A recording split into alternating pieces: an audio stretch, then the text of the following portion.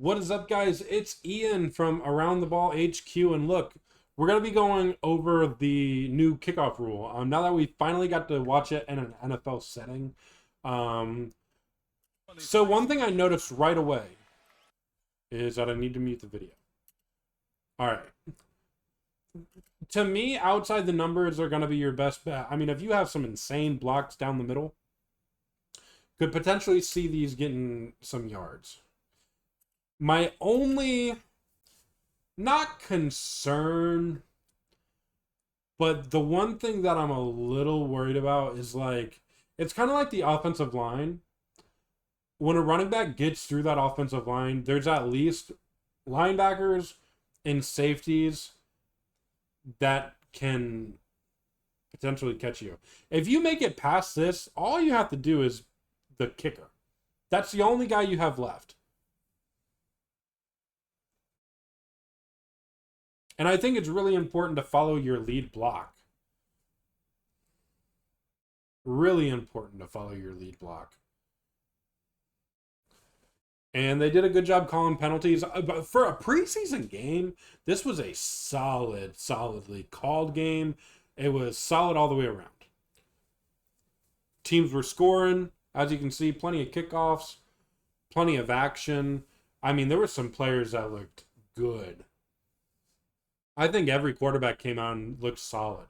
Every quarterback that played, granted, they only played 3 quarters, so a little bit of a letdown there. But really good drive for the Chicago Bears. They score 7 in no time. Colin Johnson, what a game he had! What a game he had! There are some guys that really made some noise. Colin Johnson for one. Really, every quarterback played solid. I think the tight end for the Texans played solid. Obviously, he's a backup, but can't remember his name now. I think he got the first touchdown. Um, the quarterbacks: Davis Mills, Case Keenum, Tyler Banja. Is that how you say it? They all had solid games. Honestly, like borderline good. I know it's preseason, first preseason game. A lot of these guys won't make the roster, but I think it was a solid enough game that they made a name for themselves week 1. And honestly, if you didn't get to watch this game and you're like, preseason is whatever, I would recommend if you have a chance to watch at least the highlights, you'd be kind of surprised at just how good the game was. I mean, it was a clean game. There was big plays all over the place. It was a good you would think there'd be 30 penalties being the first game back with a bunch of bench players for them. Like there was no starters. Some guys coming back from like Cam Akers played. He had a hell of a night. Colin Johnson, as a Jaguars fan, I've watched Colin Johnson quite a bit, mainly in the playoffs, and he just never really seemed to get to that NFL caliber player when he was drafted we thought he'd get to. But I don't know if they've got the wide receiver coaches in Chicago or what's going on, if he learned a thing or two from DJ Moore and stuff, or if he just finally, he's a young guy, so maybe he got it all figured out and maybe he's, knows either this is his last shot or, he's just getting to that prime, which could land him a 4th, 5th, 6th spot as a wide receiver on the roster. Again, didn't get to see any of CJ Stroud or Caleb Williams, which was kind of a given, as this was an extra game for both teams. I would have loved to see Caleb Williams for a drive. Not necessarily because I need to evaluate him or whatever, but I am one to believe that a rookie can only benefit from the snaps. Now, with that being said, yes, I think the snaps would have been a good thing for him to have. However, this is not a typical rebuild for most teams. Not a lot of times do you draft a quarterback first round, trade him in his 4th year, and you've got the next guy. Typically, you just you're trying to rebuild, and maybe in the next 2 years, you're gutting the roster this year. Maybe you try to draft your guy next year, and you try to rebuild it that 3rd year. But no, the Bears were in a really weird situation where they traded for the number 1 pick the year before, and they got lucky that the team they traded with stunk. Very rare that that happens, and they got the number one overall pick in Caleb Williams. Would have been back to back first number one picks for the Panthers, but they had traded that pick. I'm not one to throw Bryce Young under the bus, but man, did the Panthers really fumble the bag. I don't even care about the CJ Stroud possibly being better in the long run. And Bryce Young has a bright future to me up ahead if they can surround him with enough talent and actually develop him. So I'm not going to say CJ Stroud should have won number one, blah, blah, blah. Because honestly, if we're being honest, CJ Stroud is special. I'm not taking away from that. But what I am going to add to it, the people around him matter. Texans have one of the best offensive coordinators. Now, granted, did we know that when he was coming in? Maybe not. Did we know D'Amico Ryan was going to be a awesome head coach? We didn't know that. Did we know that every draft pick, every free agent was going to partake in a crazy run to the playoffs? No, we didn't know that. But now we understand. And, and people are like, well, Nico Collins was nothing. Nico Collins had Davis Mills. We don't know what Nico Collins was actually going to be. And he was hurt. So we didn't know what Nico Collins was going to be. So this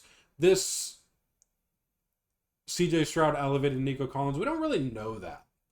I'm not, like I said, not diminishing CJ Stroud. I'm a Jags fan, so a lot of people think I'm saying it that way. But it's like, we didn't know the potential of guys like that coming in until his coaching staff got the best of everybody. They got the best of CJ. They got the best of Dalton Schultz. They got the best of Nico Collins and Tank Dell. They got the best of that offensive line. They got the best of that defense, which severely underrated defense in my opinion. Now they're going to even be better. They did lose Autry, but they've got a good edge rush duo, and the potential is out of this world for them this year. If they can figure out a way to mesh Tank Dell, Nico Collins, and Stephon Diggs, that's an insane core. But not to stray away from that, that's what I'm saying when it's like you're surrounded with all this. That was an insane rebuild. Rebuilds don't typically happen like that. It did for them, and now it's looking like that's the direction the Caleb Williams-led Bears will be. Which is why I'm okay with him sitting, because their season's done if he's out. So I'm okay with them sitting Caleb Williams in game one. He needs to have reps in all three games, in my opinion.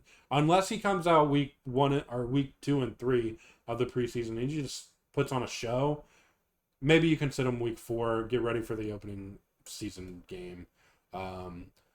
But these reps are valuable. You can't take that away, even if it is against guys that might not be in the NFL come the season. Even if they're on the practice squad, it's all reps that show you against an NFL-style defense, and especially a defense. It could have been against a D'Amico Ryans defense, which would have been a solid defense to go against. But regardless, awesome game. Maybe it's just because there hasn't been football in 7 months. Man, I'm excited. Maybe it's just because there was that long without football, but it was a solid game. It ended early, and I actually went to bed right before it ended because it was just too late. I had to be up at 6 o'clock or 5:40 in the morning. I had to be to work at 6 a.m., and I live literally 2 minutes on the road. But yeah, I went to bed, but luckily it ended, so I didn't really miss much, except I think one more kickoff and one score, which put... Actually, no, I didn't. I went to bed right after this kickoff, so they didn't score again. So I must have really literally fell asleep right as the game ended, which is fine. But guys, thank you so much for watching the video. Again, we're going to have my father-in-law, come on, he's a big Steelers fan. So I'm hoping we can have a good discussion. And if you have any kind of commentary that you might want us to talk about, if you have some questions about the Steelers, if you've got your opinions about the Steelers and I can read them off to him and then he can laugh at them or maybe agree with them, whatever. One thing I'll go ahead and say right now, TJ Watt is very disrespected by the national media. Doesn't make sense. I don't care what your PFF scores are. to me, TJ Watt should have won Defensive Player of the Year. I'll go ahead and say that right now. And that's somebody that I do look at the box score. I do look at all those stats when I'm evaluating some of the guys that I like. But TJ Watt got robbed. But that'll be the video. That'll definitely come out in the next video, I promise. If you've got any comments, like I said, leave them down below and I can ask them, or DM me on Twitter. If you're a team, if you're a Cardinals fan, if you're a Bills fan, let me know. We can talk, get on a podcast together and talk some football, so that way we can get your opinions out there. I don't have a lot of viewers, but it's still a fun, like I said, I could talk about football for hours. I'm really trying to keep videos between 10 and 15 minutes long, but I could literally sit here for a long time and talk about videos. Funny story, my mic messed up in the first video, so this is my second time talking about it. And if I turn it off and it's messed up again, I would literally do this exact same video if it took me 12 different times. But I will end it there. So thank you guys so much for watching. Like, subscribe, turn the notification bells on. We're posting videos every Tuesday, Thursday. This one's going to be on tonight, 6 p.m. on Friday Eastern time. I'm going to try to do multiple uploads, but for sure there will always be 2 uploads every Tuesday and Thursday. Roughly between 2 and 4 o'clock Eastern time. Hopefully 2 o'clock every time, as long as I can get everything edited and stuff in time. But that'll be it for today. I'm going to stop rambling. Thank you for watching, and we'll see you in the next one.